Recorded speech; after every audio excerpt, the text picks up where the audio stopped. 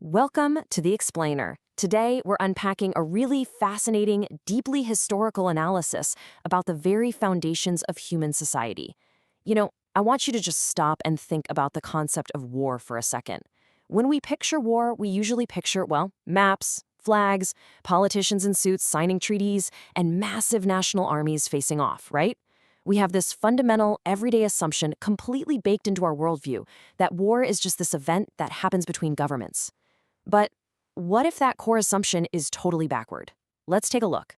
If you were to open up a standard dictionary right now, you're going to see war defined as a state of open, armed, and often prolonged conflict carried on between nation-states or organized political entities.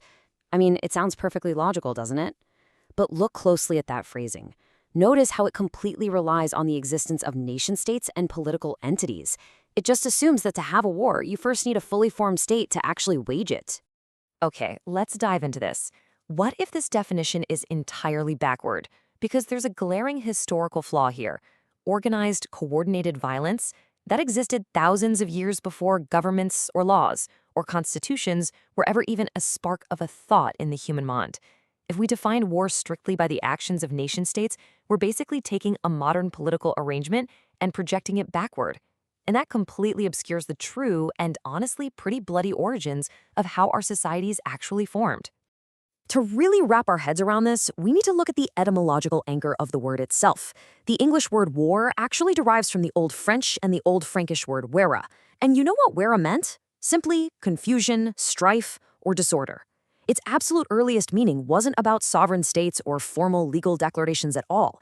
It was just describing a condition of hostile contention. It was raw, coordinated struggle, plain and simple. Let's see how this builds, because the evolution of organized fighters didn't just happen overnight.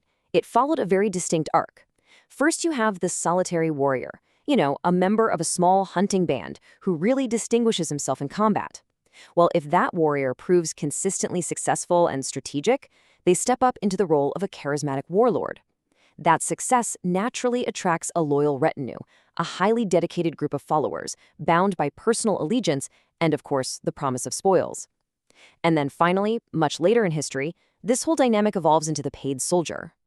Now, what's really interesting here is the profound linguistic shift that happens when we move from warrior to soldier. A warrior fought for their immediate community, right? Or out of personal loyalty to a charismatic warband leader. But the word soldier, that actually comes from the Latin word solidus, which was a Roman coin. This is a massive historical abstraction. The soldier is literally someone who fights for a paycheck. We are seeing violence transform from a communal activity into a formalized form of institutionalized labor. Section 1. The economy of spoils, the feedback loop of the warband.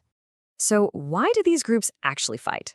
Early warbands weren't just running around for the adrenaline rush of combat. When they coordinated their violence, they were extracting very real, very tangible resources from their neighbors. Honestly, they were our earliest political economies. We're talking about the surplus of conquest. They were seizing livestock, grain stores, precious metals, and yeah, even human captives. This portable wealth was the entire objective of the raid. It was pure resource extraction, secured at the point of a spear, basically because it was way more efficient than subsistence farming. And this created an incredibly effective, self-sustaining system, what we can call the warband feedback loop. Think about it like a giant engine. A charismatic leader coordinates this successful raid. They seize that surplus wealth we just talked about. But crucially, the leader then distributes those spoils among their followers. This material wealth cements the followers' loyalty, which in turn secures the manpower and devotion needed for even more victories, generating, you guessed it, even more spoils. It's an engine of early political economy, and it's driven entirely by coordinated violence. At its very core, this dynamic just boils down to the relationship of predator and prey. I know that's a biological analogy, but it perfectly hits the nail on the head when illustrating the structural reality of power unfolding here. We aren't talking about two equal opponents peacefully settling a dispute. We are talking about a massive asymmetry of force. Groups that figured out how to organize themselves, find strong leadership, and coordinate their violence, while they simply overpowered weaker groups to secure their own survival and continually extract resources. Section 2. The logic of seizure. When violence becomes property. So, what happens when violent seizure stops being just a temporary raid and instead settles down into permanent power? Well, consider this quote from the highly influential legal theorist William Blackstone. He wrote, "The first title to property emerges when an individual occupies or takes hold of an object or piece of land." It sounds incredibly civil, doesn't it? Just someone finding a nice empty piece of nature and deciding to settle down. And this brilliantly illustrates how seemingly innocent legal theories are often hiding a much darker, much bloodier historical reality. Take the word occupy right from Blackstone's theory. The root of that word is the Latin occupare. And what did occupare mean? It literally meant to seize, to take control of something before another person could. When you strip away all the refined legal jargon, occupancy historically meant taking something by brute force. The very first claim to property wasn't some peaceful discovery. It was violent appropriation. No way around it. And how does that sheer, raw violence become a respected, totally acceptable legal right?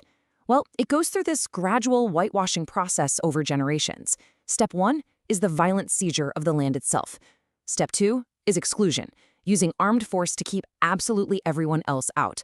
Step 3, as time passes, this exclusion gets normalized by custom and inheritance. And finally, step 4, formal legal title is actually recognized. The bloody origins are conveniently forgotten, and the violence is fully converted into a neat, tidy, inheritable right.